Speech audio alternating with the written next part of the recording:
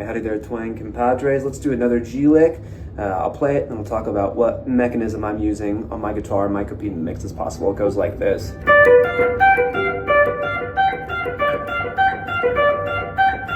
All right, that's it. It's another one of these kind of rolling, repeating licks so that you can kind of get some rhythm going. A little bit goes a long ways with these kind of things, right? Like they sound like a hot lick. They are a hot lick. But once you kind of get them in momentum and you get them up to tempo, they really don't require that much work because you're kind of just holding everything down and it's all in the right hand, right? Okay, so I'm at a G chord, but the thing here I have going on is that I've got my first string, keep the bar on, got my first string raised, a half step. I have that permanent on my guitars. I don't do a unison on the first string with the third string. I never really found use for it. I feel like there's so many places to do unisons on the steel guitar. Ben Keith, I think, only had one knee lever, and he did all those cool unisons. So, case in point, enough for me, I guess. So I've got that first string raised a half step. Which, what does that do in this context?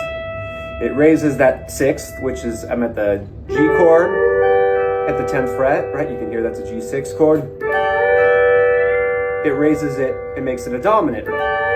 Right? It becomes a flat 7. That's really cool to me. I really like that. I really like it for playing single note stuff like I was just doing here. So I've got that engaged. I keep it in the whole time. I start on the 4th string, finger, thumb, finger. And I'm kind of always bouncing off the 5th string. So 4, 5, 1, 5, 3, 5, 1. And that's the roll.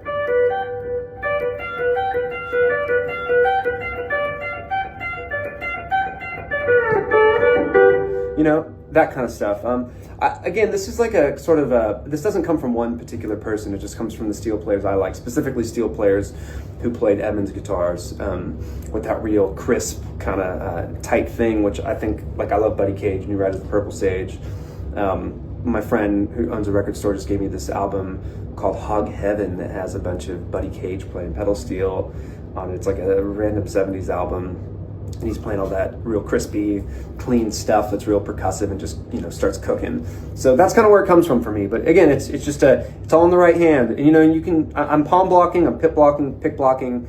I'm doing both. I don't do one or the other. I just do whatever I need to do to make it sound the way I want it to sound.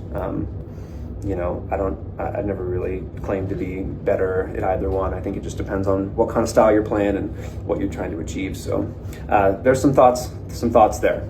Hope you guys dig.